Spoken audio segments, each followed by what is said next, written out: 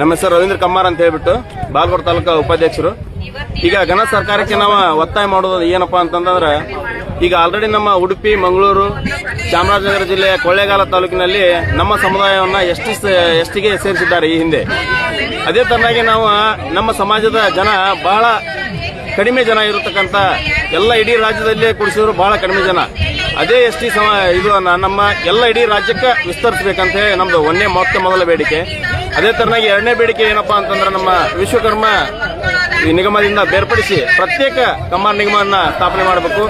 ಬೇರ್ಪಡಿಸಬೇಕು ಏಕಪ್ಪ ಅಂತಂದ್ರೆ 5 ಜನ ಸಮುದಾಯಗಳಿಗೆ ಕೂಡಿ ಒಂದೇ ಒಂದು ನಿಗಮ ಸ್ಥಾಪನೆ ಮಾಡ್ಯಾರ. ಈಗ 5 ಜನರಿಗೆ ಒಂದೇ ರೊಟ್ಟಿ ಕೊಟ್ಟು ಹರ್ಕೊಂಡ್ ತಿನ್ರಿ ಅಂದ್ರೆ ಒಂದೇ ರೊಟ್ಟಿನ 5 ಜನ ತಿಂದ್ರೆ ಹೊಡೆ ತುಂಬಂಗಿಲ್ಲ.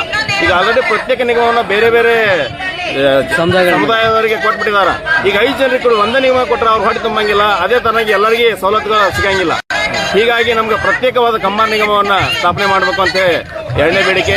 ಮೂರನೇ ಬೇಡಿಕೆ ಬಂದ್ಬಿಟ್ಟು, ನಮ್ಮ ಕಮ್ಮಾರ ಕಲ್ಲಯ್ಯನವರ ಜಯಂತಿಯನ್ನ ಜನವರಿ 19ಕ್ಕೆ ನಾವು ಆಲ್ರೆಡಿ ಈಗ ಸ್ಟಾರ್ಟ್ ಮಾಡಿದ್ವಿ. ಅದೇ ತರನಾಗಿ ಜನ ಸರ್ಕಾರದವರು ಕೂಡ ಜನವರಿ 19ರಂದು ಕಮ್ಮಾರ ಕಲ್ಲಯ್ಯನವರ ಜಯಂತಿಯನ್ನ ಆಚರಣೆ ಮಾಡಬೇಕು.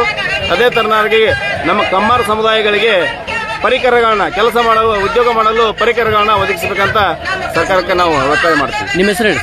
ರವೀಂದ್ರ ಕಮ್ಮಾರ್ ಅಂತ ಹೇಳ್ಬಿಟ್ಟು ಬಾಗಲಕೋಟೆ ತಾಲೂಕಾ ಕಮ್ಮಾರ ಕ್ಷೇಮಾಭಿವೃದ್ಧಿ ಸಂಘದ ಉಪಾಧ್ಯಕ್ಷರು. ಎಸ್ ವೀಕ್ಷಕರೇ, ನೋಡ್ತಾ ಇದ್ದೀರಿ ಲೈವ್ನಲ್ಲಿ GBN 7ನಿಂದ.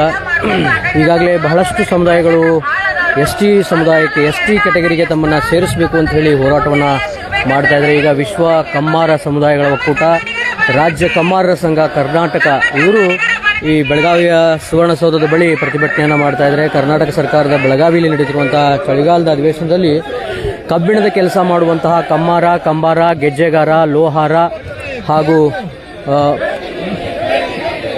ಬೈಲಿಗ ಜಾತಿ ಜನಾಂಗವನ್ನು ಪರಿಶಿಷ್ಟ ಜಾತಿಗೆ ಸೇರಿಸಬೇಕು ಅಂತ ಹೇಳಿ ಈ ಧರಣಿ ಸತ್ಯಾಗ್ರಹವನ್ನು ಇಲ್ಲಿ ಮಾಡ್ತಾ ಇದ್ದಾರೆ. ಸ್ವಾಮೀಜಿಗಳು ಕೂಡ ಇದಕ್ಕೆ ಸಾಥನ್ನು ಕೊಟ್ಟಿರುವಂಥದ್ದು. ಸೊ ದೃಶ್ಯಗಳಲ್ಲೂ ಕೂಡ ತಾವು ಗಮನಿಸಬಹುದು. ಸಮುದಾಯ ಬಂದು ಇಲ್ಲಿ ಧರಣಿ ಸತ್ಯಾಗ್ರಹವನ್ನು ಮಾಡ್ತಾ ಇರುವಂಥದ್ದು.